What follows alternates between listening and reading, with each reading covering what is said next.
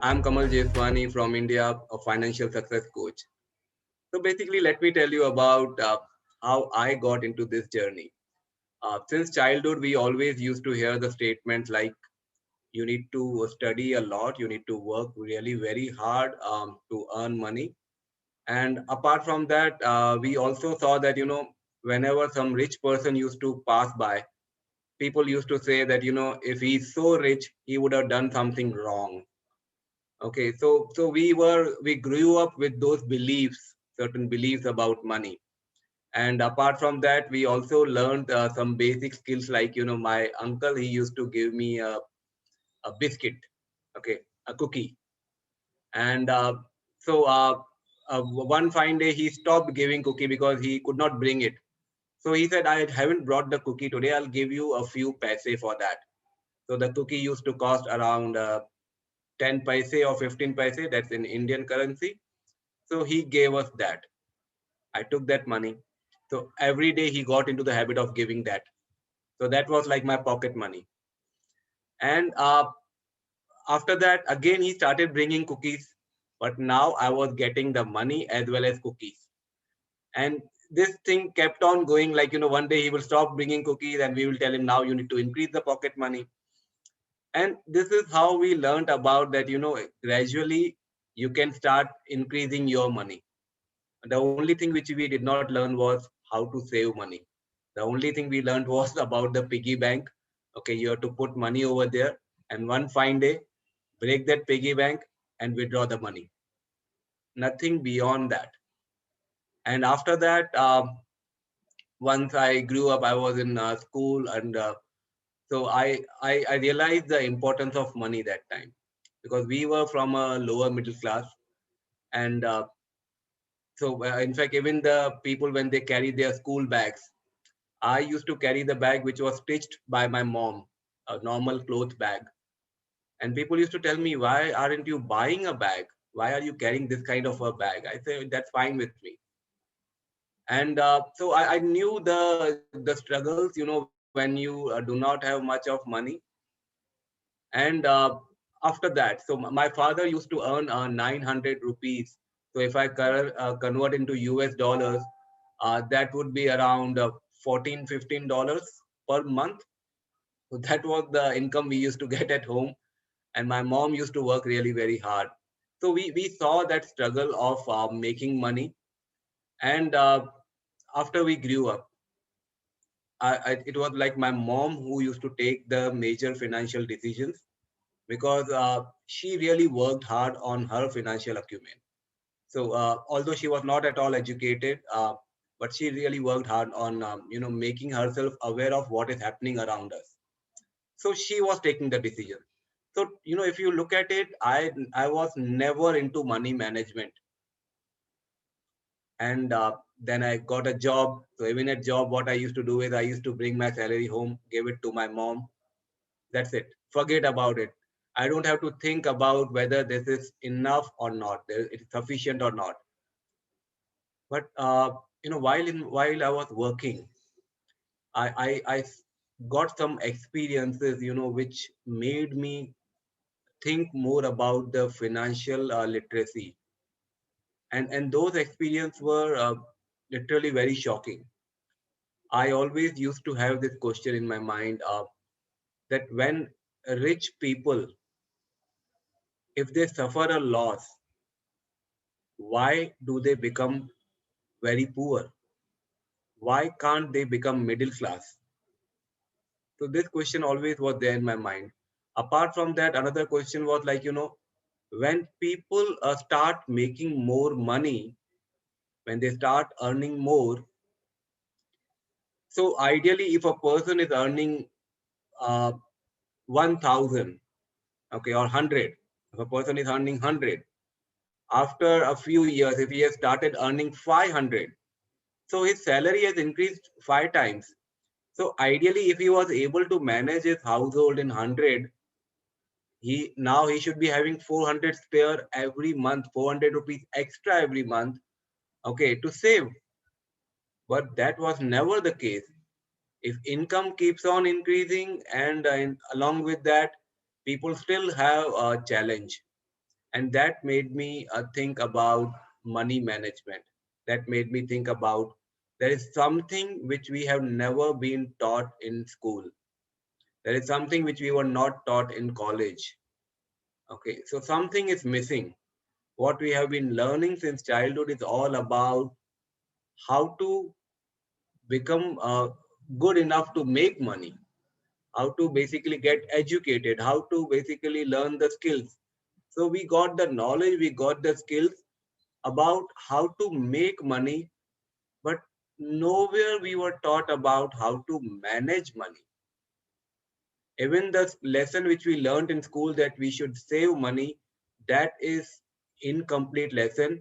And not only incomplete, I would say incorrect, because we were told that, income minus savings, sorry, income minus expenses equal to savings. So whatever you earn, whatever you spend out of it, the remaining thing would go into savings. Okay, so that was incorrect. Now, in my office, when I saw this, like, there were people who were earning 10,000 rupees, and there were people who were earning 10 times of what the others were earning. Okay, and there were people who were earning 30 times more than other people. But whenever somebody was told to leave the company, they used to have the same set of challenges. How would I manage the money? How would I make money? How would I pay my school fees, my fees of my child? How would I basically pay the expenses of my father's treatment? So these kind of questions used to be there in their mind. And that's where I started wondering that why is a person, who is earning good enough, why is he suffering the same problem? He should be having a lot of money extra. And that made me realize that it is some problem. There is a problem with the money management. And the day which made me enter into the area of financial coaching and financial planning, let me talk about that day. So it was around Diwali. Diwali is the biggest festival in India. It was around Diwali. We were having a sales meeting in Gurgaon, Delhi side, which is a political capital of India. We were having a meeting at a five-star hotel over there, and there was, we all were having dinner. Okay, and there was one gentleman who had a plate in his hand. He was around a 40-year-old. Okay, so hardly 38, 40-year-old. This person had the plate in his hand. He was having dinner with us. There were people around him, and all of a sudden, he started falling. He just collapsed. Everyone was in a state of shock. What happened to him? And they took him to the doctor. They took him to the hospital, and the doctor over there said, "Sorry, you are late. It was a cardiac arrest, and we can't save him. He is no more." In the afternoon, he was talking to us. He was sharing about how he has been working really very hard, how he has, like, he has two kids who are very young, and he left them in his hometown just to come here and work. And now we had to call his wife, and but we couldn't. Nobody had the courage to break the news to his wife that your husband is no more. Nobody had the courage. So the wife was called. Wife was told that your husband is not well. Please come here urgently. And only when she came, then she was informed. That instance, I saw many people getting into the state of shock and wondering that, what if something happens to us? Who would take care of our family? The company might give us some amount, but would that be enough? And that day I decided that, I would get into the field of financial management, financial literacy, where I would educate people that, it is not just about making money, it is all about managing money.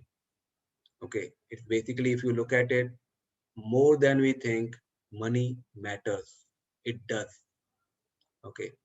People think about money matters means the news. Okay. It's not that. It matters in our life. And so I became a financial success coach. And after that, I also decided that, not only coaching, but also I will help people do their financial planning. And the reason I got into that was because I saw that, the people who are into professional, the qualified people who are into financial planning, they would directly go to the HNIs, high net worth individuals. They would target the rich people because that's where the rich people are willing to pay the professional fees, whereas the middle class does not pay that professional fees. They cannot afford, or they don't even feel the need. So what they do is the middle class people, they approach their friends. So they also get some guidance about money management, but that's not a professional guidance. They get to know, what if somebody has experienced money in one particular field, so that person would guide only about that. So that's not a professional guidance. And so basically, if you try to imitate someone else, okay, without realizing that your situation is different, your family is different, your financial condition is different, your financial backing is different, okay, your experiences with investment is different. Everything is different about you. And if you just try to follow someone else, okay, just imitate someone else, it may not give you the result. So what was missing is the financial guidance from a professional. So I took that, I said, let me do one thing. I left my job, and then I decided that I would make the professional advice available to people, middle class people, free of cost. So they would get professional advice without being charged. And so initial objective was that I should be reaching 10,000 people, and I should give them the financial guidance. I started doing financial super success seminars, okay, where I was putting money from my pocket for arranging the venue and food and all. And I was inviting people and giving them free guidance. So that's how then basically colleges started approaching me, and companies, they approached me that why don't you conduct a session for our company? And yes, I started getting paid. So something which I was giving free, I also started getting paid for sharing my knowledge. But the, even in spite of all that, I decided that I would not charge the people for financial guidance. So I was getting paid by the company for conducting the trainings. But whenever any employee used to come to me, I used to give them free consultation. And that's how I was able to reach 10,000 people. And after I reached that milestone, I have set another milestone, which is 1 lakh. So now I want to reach 1 lakh people and make professional guidance available to them at zero cost. Okay. So that's where, and people sometimes they do get surprised. But, the important point over here is when you need something in life, you should be willing to pay for it. But if somebody is not able to pay, that person also has the right to the guidance. So somewhere we have to arrange that. And then one thought came to me that now I am teaching these people who are like, in their 30s, 40s, or 50s. I'm teaching them, but isn't it quite late? Shouldn't this knowledge be available to the kids? Shouldn't we learn all these things in our school? The schools which are teaching us about earning money, can't they teach us about learning money management? And that's how I took it on myself. And that's how I also met Marlene, who is doing a wonderful job in Parenting 2.0. And in India, we have another group called Easy Parenting for Busy Parents. Okay, where we are also providing this kind of free guidance. But here, I would say more than the free word, what we should be looking for is the necessary professional guidance. That is more important. Okay. Money is secondary. What is more important is the professional guidance, So, and now I also believe that, this kind of an education about money management. And another important thing is the beliefs, because now also, there are programs happening in across the world, like Millionaire Mindset. In India, I also run a program called the Crorepati Mastermind 5.0. So this program also, when people attend, and people are of different age groups, okay, and when they attend the program and they realize, they say that, the reason I have never been able to attract money was I was carrying wrong beliefs in my mind. I used to feel rich people are greedy. I never asked for more money, because I felt if I would ask for more money, I would become greedy, and if I am greedy, then I am bad. So these kind of thoughts people were carrying in their mind, and these kind of beliefs they put in their child also. The child comes and tells his father, Papa, you say that, money does not grow on trees, but I have seen many YouTubers making a lot of money just by putting up their videos of sleeping. They are sleeping, and while sleeping they are making money. So Papa, whatever you said about money is not true, because the times have changed. So shouldn't the knowledge which we have been giving to the kids, shouldn't that change? So after growing up, once you basically reach a particular age, you miss out the golden period, and then you realize that you had certain myths in your mind.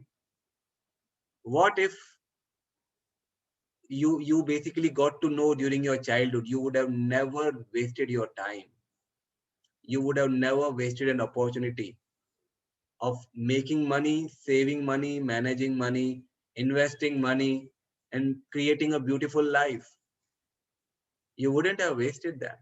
You wouldn't have wasted that opportunity. So had you been taught in school. So I believe that, all of us, we should get ourselves educated on money management. Okay. We all should work on our money beliefs. What do we believe about money? Are we believing in the myth, or we are believing in the truth? That is something we should ask ourselves. And more importantly, we should not be transferring our wrong beliefs to our children. And for schools and colleges, I'm already approaching the schools in India, and I believe that everyone in every country, this thing should be done, that schools should start something on the lines of having professional life skills available to the kids. Okay, ultimately life skill is all about, you are going to learn it, but the only difference would be you would be learning from a friend who may not be aware. You might be learning from your parents who may still be carrying some wrong beliefs, who may be having some wrong habits about money. So, you would be not getting that professional thing. So, and that's how the initiative of the life skill movement is formed, where, we believe that everyone has the right to learn about life skills from professionals. And one suggestion which I would give to all would be something which I have learned the hard way, is money can grow on trees. Okay, there is lot of money in the world. We just have to ask for it. Okay, it's not that you have to work really hard for making money. There is no direct correlation between hard work and money. We need to work hard for our health. Okay, so that we remain in good health. We need to work hard for our satisfaction, but we shouldn't be correlating money with hard work. There are people who do a lot of hard work, they do not make much money. And there are people who do not do much hard work, but they make a lot of money. So there is no correlation over there. So we need to start becoming aware of these things. And the second most important thing which we should be aware is money management. And I'll share with you at least, two basics. First is make a budget. Start tracking your expenses. Start tracking your expenses. It need not be too detailed. It not be too, it can be in simple thing also, like, maybe you can even club them, you can group them, like groceries total in a month, how much did you spend? Okay, put rough amount, but at least, start getting into the habit of tracking your expenses. Okay, once you track it, then you can also classify them. Okay, that what are the expenses on your needs and what are the expenses on your lifestyle or your aspiration. You would be able to differentiate between them. And once you are able to differentiate, your money management becomes easy for you. Okay. The next thing would be making a budget. That fine, for this month, this is the budget. And in fact, you can also teach the same thing to your kids. Let the children also learn about budgeting. In some families, they do practice it, but most of the families, they do not practice this. So this is a very important skill that they need to learn. And apart from that, when you talk about emergency fund, this is another important thing which everyone should be aware of. People always, either they don't keep anything as an emergency fund, or what they do is they keep everything as an emergency fund. Means they do not invest in long-term investments. They just go for everything as a short term because they feel, what if an emergency arises? So I should keep every money into a liquid form so that I can withdraw. And that's where they are not able to make enough returns from their money, because for them, everything is an emergency fund.